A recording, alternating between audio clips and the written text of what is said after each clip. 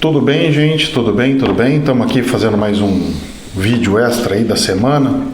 E uma dessas coisas que me passaram, eu vou comentar sobre o segredo de Fátima e algumas coisas do Apocalipse, alguns sinais que estão passando.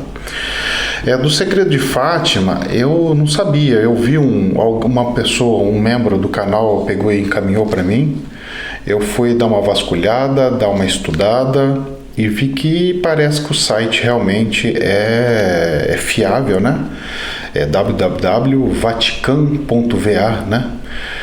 E é onde colocam alguns discernimentos, algumas coisas. Eu vou ler para vocês, a gente vai fazer uma interpretação, vai tentar verificar e depois a gente entra em alguns sinais que andaram acontecendo durante essa semana e algum tempo aí, e algumas informações interessantes. O site eu vou deixar no descritivo, só para vocês verem aí, tá?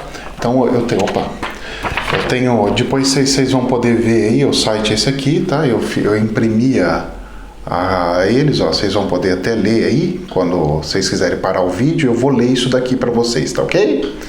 E aí a gente vai comentar sobre esses sinais e essa carta, ela é considerada a terceira parte do segredo revelado a 13 de julho de 1917 na cova da Iria Fátima. Escrevo em acto de obediência a vós, Deus meu, que mo mandais por meio de sua excelência, reverendo o senhor bispo de Leiria e da vossa e minha santíssima mãe. Depois de duas partes que já vos expus, vimos ao lado esquerdo de Nossa Senhora, um pouco mais alto, um anjo, com uma espada de fogo em sua mão esquerda. Ao cintilar, presta atenção nos detalhezinhos, tá? Depois a gente pega e pode até fazer algumas análises, aí vai um monte de teoria, né? Uma espada, um anjo com espada de fogo na mão esquerda. Ao cintilar, despedia chamas que parecia iam incendiar o mundo, mas apagavam-se com o contacto do brilho que da mão direita expendia Nossa Senhora ao seu encontro. Que expendia, não, vai ver lá, do brilho que da mão direita expendia Nossa Senhora ao seu encontro, dois pontos, o anjo apontando com a mão direita para a terra, veja bem, na mão esquerda ele estava com a espada, e a mão direita apontando para a terra, com voz forte disse, presta atenção, penitência, penitência, penitência. Vocês sabem o que é penitência? Então vocês dão uma brusculhada. O que é penitência? Penitência meu filho, é arrependimento com dor, né? E vimos numa luz imensa que é Deus, algo semelhante a como se vê as pessoas num espelho quando lhe passam por diante um bispo vestido de branco. Tivemos o pressentimento de que era o Santo Padre. Vários outros bispos, sacerdotes, religiosos e religiosas subiram uma escabrosa montanha, no cimo da qual estava uma grande cruz de troncos toscos, como se fora de sombreiro com a casca. O Santo Padre, antes de chegar aí, atravessou uma grande cidade, meia em ruínas e meio trêmulo, com andar vacilante, acabrunhado de dor e pena. Ia orando pelas almas dos cadáveres que encontrava pelo caminho. Chegado ao cimo do monte, prostrado de joelhos aos pés da grande cruz, foi morto por um grupo de soldados que lhe dispararam vários tiros e setas, e assim mesmo foram morrendo uns atrás outros os bispos e sacerdotes religiosos e religiosas, e várias pessoas seculares, cavalheiros e senhoras de várias classes e posições, ou seja, pobres e ricos, todos. Sobre os dois braços da cruz estavam dois anjos. Sobre os dois braços da cruz estavam dois anjos, cada um com um regador de cristal em a mão. Neles recolhiam o sangue dos mártires.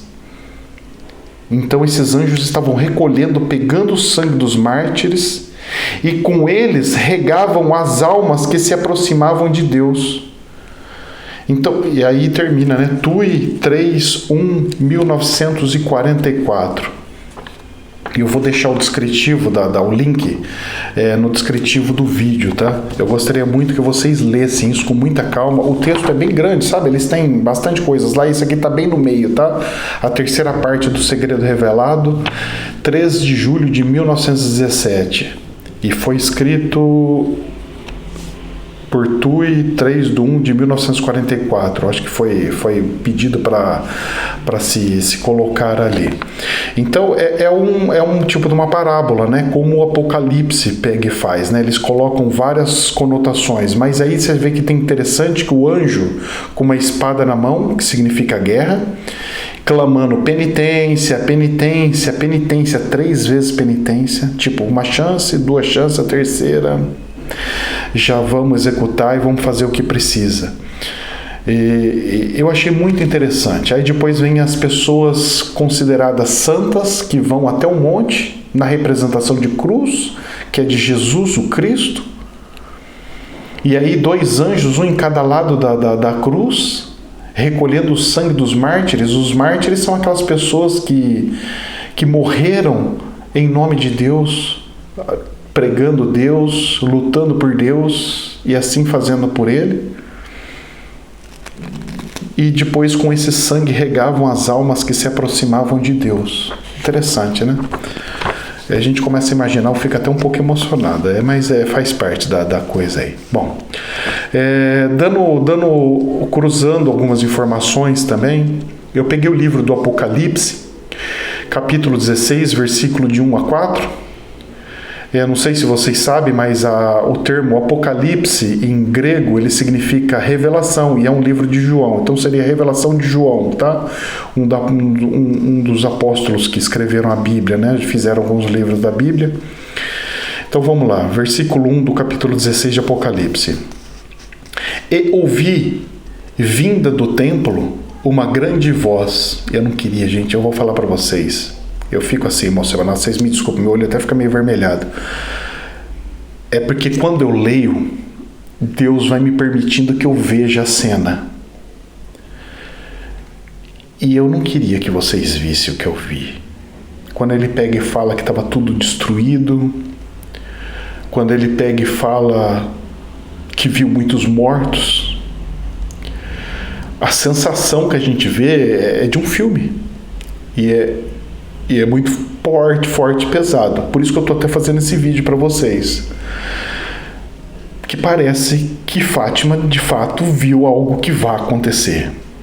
Deus queira que Ele tenha misericórdia e a penitência a gente pague para que não soframos tal. Bom, vamos lá. Livro de Apocalipse, que significa revelação, revelar algo.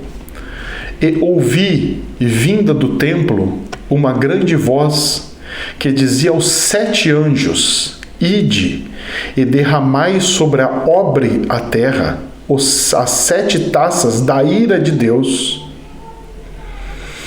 E foi o primeiro e derramou a sua taça sobre a terra e fez uma chaga má e maligna nos homens que tinham um sinal da besta e que adoravam a sua imagem. Isso eu desconheço o que poderia significar isso. Tem um monte de interpretação que podemos fazer. E o segundo anjo derramou a sua taça no mar. Esse que é o ponto interessante que eu peguei, porque está acontecendo uns fenômenos que saiu até no site Viva Israel, que eu peguei e fui verificar e vi que está tendo alguns fenômenos já faz alguns anos, que eu vou falar sobre. Esse aqui é o terceiro versículo.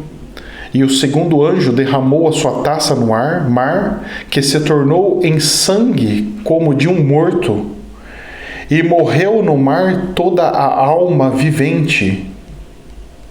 Os peixes, por exemplo. Toda a alma vivente, deve ser. E o terceiro anjo derramou a sua taça nos rios e nas fontes das águas, e se tornaram em sangue. Bom, tá tendo alguns relatos, já não é de hoje, que nem eu falei. Eu vi relatos de 2 anos, eu vi relatos de vários anos atrás, eu vi relatos de agora, recente, de rios com coloração vermelhada. Então eu vi relatos na China, rios da China, vi relatos rio no Canadá, agora rios na Jordânia, entre Jordão e Israel, e outros relatos de vários outros lugares, inclusive do mar ficando avermelhado. Uns desses rios eram porque derramaram sangue de matadouros nesses rios. Outros relatos foram porque algumas indústrias de tecido derramou a cor azul. Mas engraçado, aí eu procurei de cores, eu não achei nenhum derramamento que deixasse água azul, nenhum derramamento que deixasse verde, nenhum derramamento que deixasse amarela. Todos os relatos que eu procurei e encontrei foi de tintas da cor vermelha. E esses relatos a gente não pode negar, tem alguma coisa aí atrás. Eu vejo como um sinal, por isso que falam que é um sinal apocalíptico, que pode ser os finais dos tempos, porque aqui no Apocalipse eles vão falando algumas coisas, está aparecendo esses sinais. Eu interpreto como sinais de Deus, de fato, e não que a água se transformou em sangue em si, mas na cor do sangue. Mesmo porque na região do deserto, eles têm a coloração dos rios deles são daquela coloração mais bege claro, por causa das areias e do tipo de argila que ali tem. Mas em casos que eles acham que é como se fosse um sinal de sangue, pode ser aquela mistura própria da própria terra vermelha que nós conhecemos aqui no Brasil, em alguns lugares. Quando derramada na água, a gente vê aquela coloração vermelha. Os rios, quando teve aqueles eventos de Brumadinho, por exemplo, eles ficaram da cor vermelha, que são características de chamar cor vermelha do sangue. Mais um sinal que a gente pode passar por despercebido e tudo mais. Na Jovem Pan, no canal da Jovem Pan, no dia 19/5, agora 19/5, às 9 horas da manhã, apareceu um negócio lá, umas estatísticas de óbitos no Brasil. E no Brasil, ou era no mundo, eu não sei agora.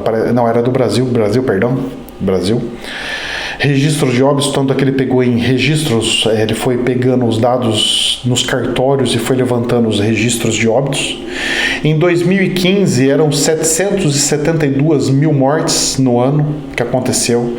Em 2016 subiu para 892 mil mortes. Em 2017 subiu para 932 mil mortes. Em 2018, 1.057.000 mortes. Em 2019, 1.198.000 mortes. Ou seja, a quantidade de mortes, como eu venho relatando e falando nos vídeos, elas iam começar a acontecer de forma mais intensa e de forma homeopática, ou seja, num gráfico de crescimento. Está acontecendo, confirmando o que eu já tinha falado lá atrás.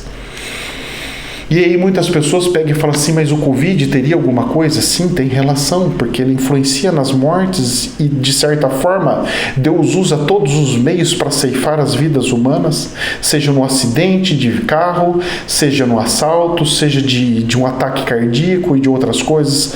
E falando de ataque cardíaco, desde o final do ano passado até a presente data, eu tenho visto muitas pessoas novas, em torno de 40, 30 e poucos, 40 e poucos, tendo problemas cardíacos e morrendo. Pessoas que olhavam e falavam assim, nossa, essa pessoa tem saúde, como que pode falecer e ela falecer do nada? Teve até um político famoso aqui da região que faleceu de problema cardíaco, daqui onde eu moro, e assim por diante. Então eu venho acompanhando e verificando esses desencarnes, que não é de uma onda ou 2 ondas ou 3 ondas, mas algo constante e vindo de fato acontecendo, como num vídeo que eu fiz lá atrás, e muitos me xingaram sobre, e eu estava somente alertando sobre o assunto. E aí as pessoas me perguntaram, professor, mas como estão os espíritos que morreram do Covid? Estão como todos os espíritos que morrem de qualquer outra doença. Estão sendo recolhidos por Deus, tratados por Deus e amparados pelo próprio Deus. Então não precisem ficar achando que por terem tido uma morte de uma coisa dessa seriam castigados, um castigo, enviados para o inferno. Não, não é isso que Deus e os espíritos falam para mim, tá ok? Nessa semana, antes de ontem, em alguns lugares ontem, mas antes de ontem, teve um tremor de 6,2 graus no mar do Mediterrâneo, com possibilidade de tsunami. O mar do Mediterrâneo é aquele que fica entre a Europa, o Oriente Médio e a África. Ele faz aquela parte, aquele miolo bem no meio que interliga, né? Que até aquela botinha da Itália fica bem no meio desse mar. Chuvas com granizos identificados lá na região do México. Chuvas com altíssima intensidade que nós estamos vendo aqui no próprio Brasil, na região lá da Bahia, naquela parte ali, está chovendo estrondosamente. Locais sem chover, nós estamos vendo ali no Rio Grande do Sul, algumas partes aqui do sul do Brasil, que faz meses e meses sem chover e estão desesperados. Ventos fortes, tufão, ciclones, nós estamos vendo isso. Apareceu agora a notícia dessa semana no Uruguai, mas uns ventos tremendos, assustadores. Lá nas Filipinas, aqueles ventos com tufão, com aquela coisa fortíssima. E está previsto, inclusive, antecipar os furacões nos Estados Unidos esse ano. Vírus do corona fazendo mutação. Era o que faltava, mas essa situação fazendo mutação.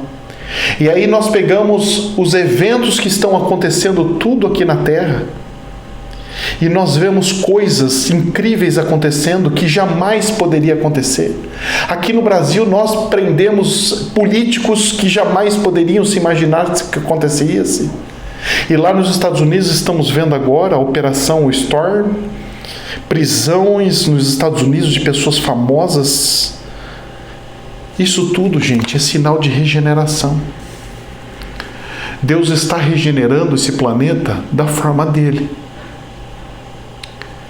E Deus abençoe que nós não precisemos entrar nessa situação que Maria Fátima, nas suas revelações, passou para nós.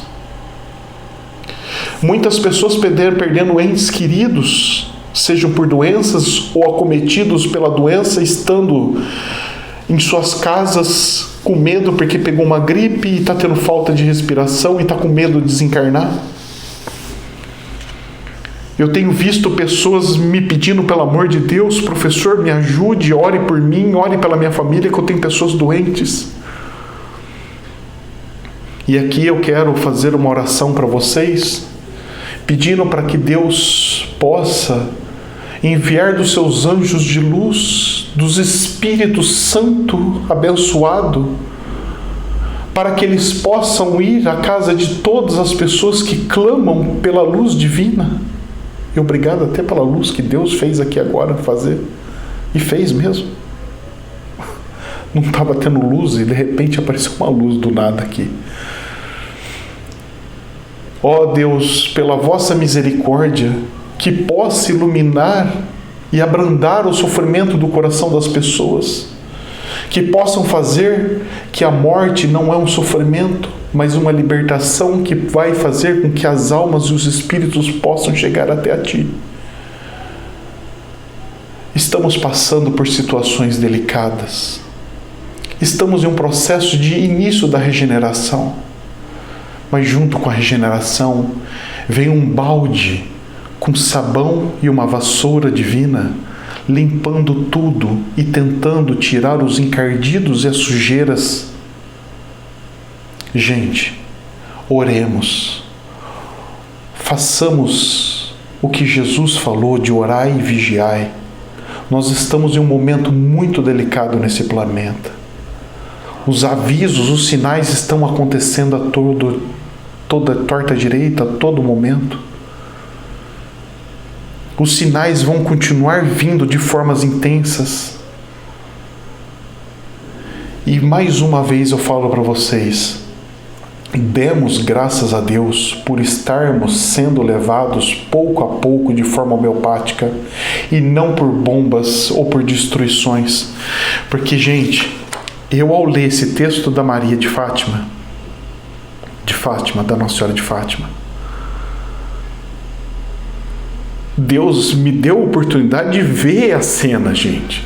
A gente, como médio clarividente, quando vê cenas assim, gente, vocês não queiram saber como é que é isso daqui. Clamemos, coloquemos os nossos joelhos aos chãos, clamemos por Jesus, clamemos pelos anjos, pelas mães destes, porque a ira de Deus, ela não é bonita. E que Deus me livre de sentir essa dor, e que os meus irmãos sejam libertos de sentir essa dor. Eu não desejo isso para nenhum irmão meu. Gente, que Deus abençoe, jamais a verdade absoluta, que os anjos divinos possam abençoar a vida de todo mundo. Namastê.